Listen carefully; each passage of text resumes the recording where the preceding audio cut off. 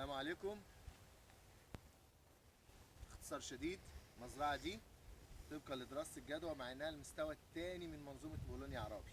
يعني ايه من المستوى الثاني؟ ارض جبلية حجرة شوية ومية مالحة، لكن طبعا قلبنا الارض كويس وحالتنا الارض كويس وعالجنا المية المالحة بجهاز مغناطيسي، ومع ذلك 2014 تربية جدر وقطعناها من على وش الارض. 2015 محيط 30 سنتي مع طول 5 متر. 2016 محيط 60 سنتي مع طول بقى ايه الله اعلم بقى، زي ما تقولوا انتوا زي ما تحبوا، شجره واثنين وثلاثه واربعه وخمسه. ما بنصورش جنب شجره واحده، ده كان ايراد تجربه، كان ايراد عشان الماء المالحه بالذات، كان تجربه عشان الماء المالحه بالذات. فات دلوقتي سنتين ونص، 3 صفات. تعالى قيس، تعالى بص على القطر، تعالى بص على المحيط اللي هو المفروض يطلع 60 سم.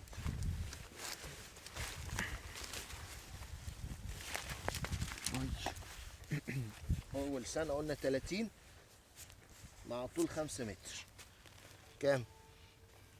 ادي ال 60 اهي، يعني حوالي 59 60.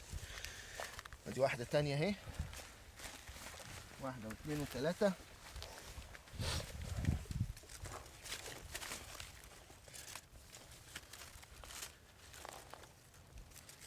نفس المقاس بالظبط، 60 59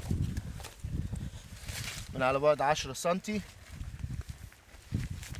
المحيط 60 سنتي. احنا النهارده 3 فبراير 2017.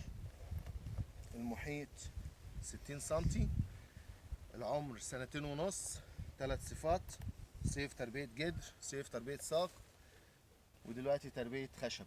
معاك 5 6 سنين تربية خشب.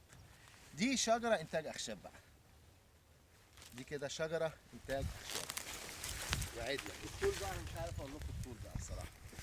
ارجع ورا. لا ما انت اطلع، ارجع ورا لغاية ما تجيب طولها.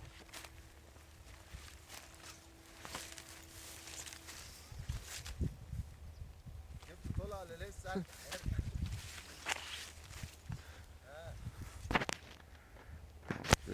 لسه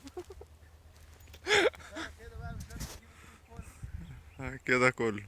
كده كله. انت كام سنتي طولك؟ انا 173، انا كده 2 متر. كده كده 2 متر. 1 2 3 4 9 متر.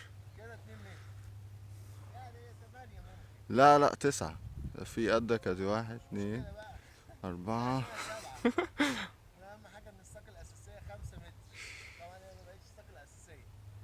عشان ما اطولش الفيديو، كل سنة وانتم طيبين. 3 صفات نمو. علي صوتك عشان انت بعيد شوية. نعم. علي صوتك. 3 صفات نمو، سنتين ونص زراعة، ماشيين طبقا لمنظومة بولونيا عرابي، مش ماشيين بمزاجهم. مع السلامة.